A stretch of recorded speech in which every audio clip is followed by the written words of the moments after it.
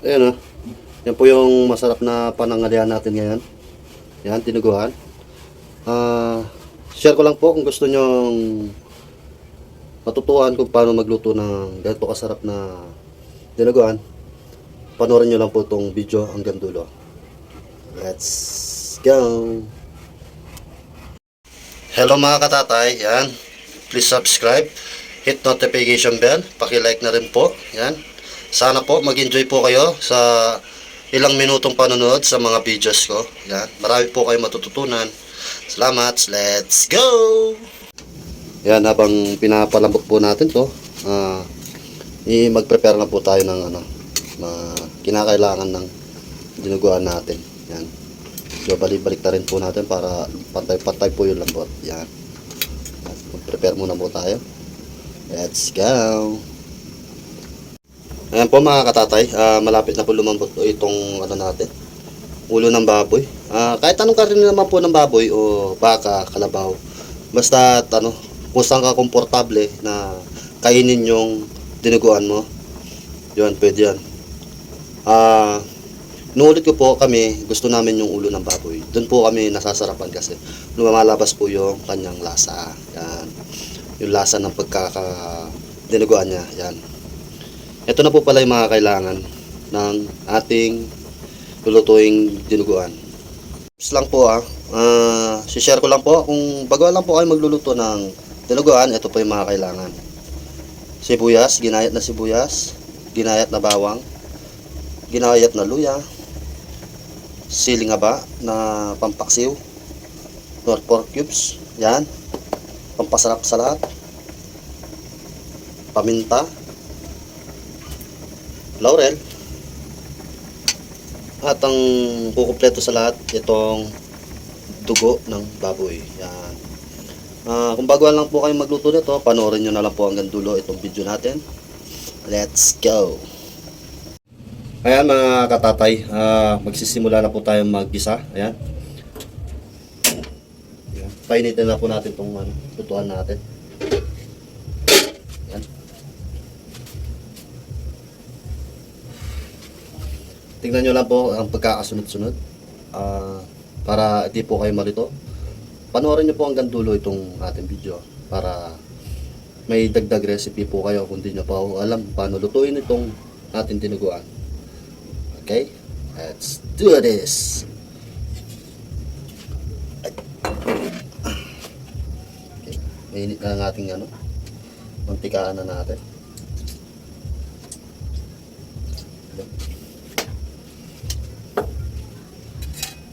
Tapos isabay na po natin tong ating ginayat na bawang. Ganyan po dapat kaninipis. Ayan mga katatay ko. Kitang-kita nyo naman sa video kung gano'n siya kagandang ipagluto.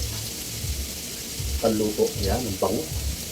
Yan. Kailangan natin gawing golden brown yan para lumabas yung yung aromatic niya. Ayan, pag golden brown na po, isabay na natin tong luya at itong ginayat na luya. Ayan. Halu-haluin lang.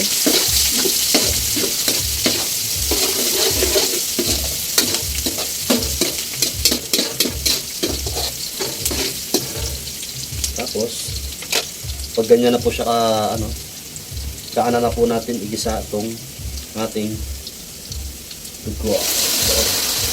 Kailangan halu-haluin po yan. Yan. Para hindi siya mamuho. Pag namuho yan, habang hinihintay mong magisa, pangit po yung kalalabasan niya. Yan. Magiging gelatin. Yan. Hintayin po natin ang ginigisa po talaga itong ating dugo, hindi yung laman. Yung laman, pinapalambot lang po yan. Paso-paro. Ayan, pag ganyan na po yung niya, yung dating niya, matalsik-talsik na, ilagay na lang po natin yung Knorr cubes. Pisong paminta.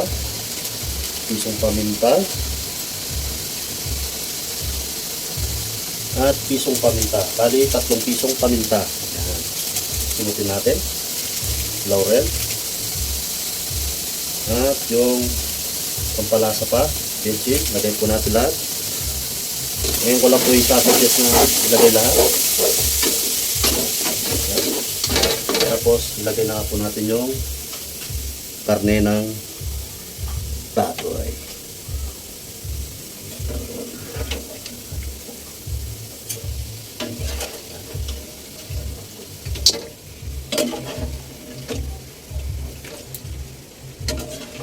Kasama nga po pala yung yung sabaw nung Yan na po yung gagamitin natin pang sabaw. Yes. So isa na kung medyo luma po tong natin Ito ang ating pot holder. Galing pa ko kay yan, Lola Basyang. Yan.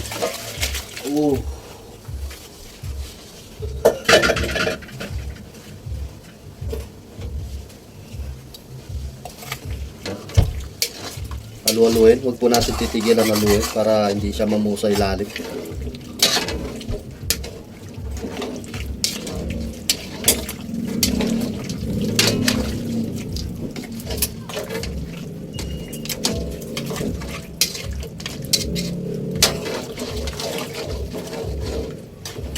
Yan. Pag ganyan na po yung dating niya, pakuluan lang po natin. Ilagay na po natin tong siling pa. Pakukuluan lang po natin ng 1 minute. Balikan po natin. Ayan na, kumukulo na. Tsaka na lang po natin ilagay itong ating kanyang asin. Ayan. Tapos, may isang sikreto pa akong ituturo sa inyo. Maliban sa suka na hinalo na agad dun sa dugo ng baboy. Ito pong asukal. White sugar o brown sugar pwede rin. Limutin lang po natin. Haluin ulit para magpantay-pantay po yung kanyang pampalasa. Ayan. Naglalagas na po sa kanyang sariling po yung laman. Kaya di na po kayo mag-aalala magpatuyo pa o magdagdag pa ng sabaw. Yan. Kung ano po yung pinansabaw nyo dun sa yun na yun. Wala na po idadagdag yan. Mga 2 minutes, luto na po yan. Yan. At kung gusto nyo po palang malaman, kung ilang minuto ko po pinalambot yung ulo ng baboy o karne ng baboy, 20 minutes or 25 minutes ko po siyang pinakulo. Maya ko po check up yan. Tinutusok ng tinidor kung malambot na ba o hindi. Yan. Kaya po yan po yung kinalabasan, yung laman ng baboy, naglalagas na sa buto niya. Yan. Sana po, panoorin niyo po lahat ng mga videos ko hanggang dulo. Yan. At tatanungin ko pong utang na loob kung subscribe niyo po ang video ko. At ilalike lahat po ng mga videos ko. Panoorin niyo po lahat ng mga videos ko hanggang dulo. Yan. Tatanawin ko po ang naloob ko sa inyo. Yan. Kumbaga sa nagmamakawa na po ako sa inyo. Kahit sino naman po, di ba? Gusto makahawag sa pamamagitan ng talento. Yan. Talento ko po ito. Marami pa akong talento ipapakita sa inyo. Yan. Hindi lang po sa pagluluto. Yan. After 2 minutes, luto na po yan. Medyo pababay lang po natin yung sabaw. Yan. Yan, titignan na po natin kung luto na. Nagpas 2 minutes na. Ayan ready to serve na. Para kumain. Amoy pa lang, ulam na. Yan. Ito muna po natin. Tapos patayin yung palan. Tapos, pahingi po ng isang subscribe. Isang like. Comment kung may natutunan po kayo sa ating video. Yan. Sana po lahat po ng mga videos ko panoorin niyo po hanggang dulo. Yun lang po. Salamat sa inyong walang sawang panonood. Bye-bye. Thank you. God bless po. 2,000 years later. Ayan, madaling araw pa lang. Nandito na po tayo. Bibili tayo ng mga karne. Ayan, pang diniguan natin. Nandito tayo sa meat section ng palengke. Dito sa palengke natin. Dahil may lulutuin po tayong masarap na putahe. Yan, madaling araw pa lang. Nasa palengke na tayo. Mamaya lakad na tayo. Medyo may inuubos lang tayong kape. Yan. Yan, oh, puro sariwa yung mga karne natin na bibili. Konti lang. Subukan na natin pumunta sa mga meat section. Sana hindi tayo pagbawalan ng video.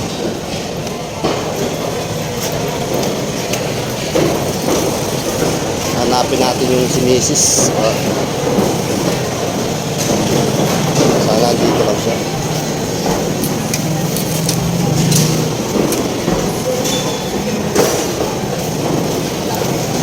Puro sariwa yung mga karne dito.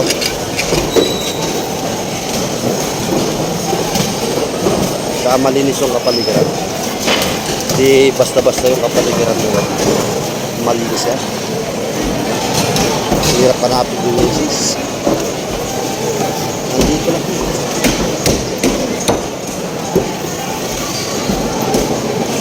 Sa araw-araw na pamimili natin dito guys. Okay naman. Hindi madulas. Hindi katulad dati madulas. Sariwa lang dyan. Walang bulok dyan, walang bulok. Sinubukan natin yung ligot pero hindi natin makita si Mrs. Balik na tayo doon sa ano, sa sasakyan natin. Baka naghihintay na po siya doon. Yan mga katatay ko. Dyan na po yung namaligi kanina. Ngayon umiikot na lang po tayo para makasama natin maglakad-lakad. Ikutan po natin itong palengke bago. Yan. Pagdating niya, yan, nagsimula na tayo mag libot-libot dito sa palengke. Yan. Igagala ko po kayo guys. Yan, balik tayo dito sa spot. Ito yung motor natin. Nantay lang po tayo mga ilang minuto. Ito nakita ko na si Mrs. Ito na naman siya. Gusto niya naman ligo-ligo. Yan. Yan siya guys. Yan o. Magandang Mrs. ko. Saan ka galing? Layo mo na. Ang tagal mo naman. Ha? Bumili ako. Yan. Nag-iba tayo ng spot. Dito tayo pupunta mga katatay ko. Yan. Sa palengke namin. Yan. Parang madaling araw. Parang divisoria tayo dito. Yan. Pampanga lang to, Pampanga. Wala po tayo sa Maynila. Yan. Ganyan po yung tsura ng palengke namin. Pag madaling araw. Mga paninda.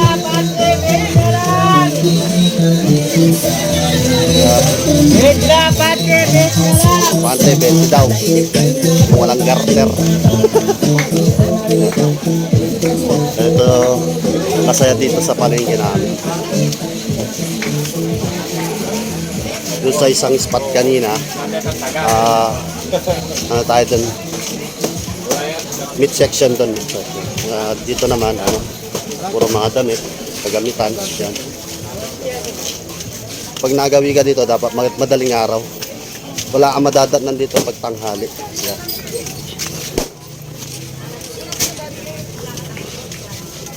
Madaling araw lang meron dito.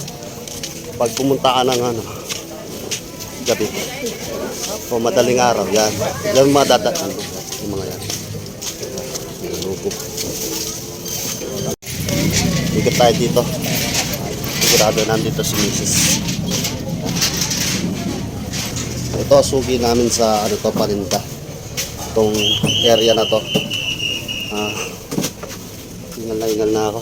Yan yung sinabi ko nga kanina, yan, mga sugi namin yung sugi namin sa paninda yun dito. Yan, si Bossing Mercy. Yan. Ganda ng tindahan niya. Yan, siya lang yung makulay na tindahan dito. Wala nang iba. Yan. Yung si Mrs. Oh. Naya daw si Mrs. Zoom pa natin. Bang! Psst. Yan. Baguhan lang tayo sa ano. Sige. Yan, ikot na tayo. Nanap daw tayo ni Mrs. Yung mga dabber cats. Pre. Oo. Oo. Yan, nasa parkingan na tayo. Ayan, madaling araw. Ayan, nakitang-kita nyo naman sa ano. Wala kayong madadatnan na ano dito pagtanghali. Dahil sarado lahat. Yan, madaling araw lang po talaga meron dito sa ganito. Marami nga po nagugulat sa mga kakilala ko. Eh, pasikreto po tayong nagbablog. Hindi ko po ina-announce sa kanila na nagbablog tayo. Yan. Ganda dito. Yan. Hi po. Hello. Hello po. Ano na binablog ko? Yan. Yan, ganito dito. Yan, ganyan. Puro gamit. Tapos, doon namili si Mrs. ng banda.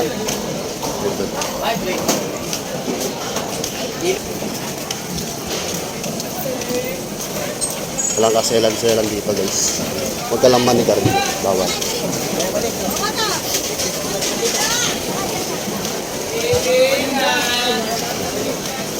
Medyo konti pa lang yung tao. Pero mamayang rush hour, mga alas 6 yan. Dadami pa yan. Sipag nyo siya. Tapos halo-halo dito. Ikaw na bala kung anong bibilin mo. Puro gamit.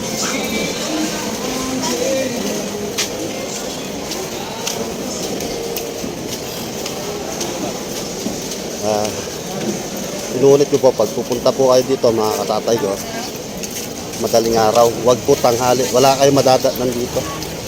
Yan. Ayan po, inuulit ko, ako nga po pala si Rafael, ang tinatawag ng Payeng ng San Pedro. Magdadrive lang po ako. Kita-kits na lang po sa susunod na video. Sana po panoorin niyo po lahat ng aking mga videos hanggang dulo. Yan. Humihingi po ako ng isang maliit na favor lang.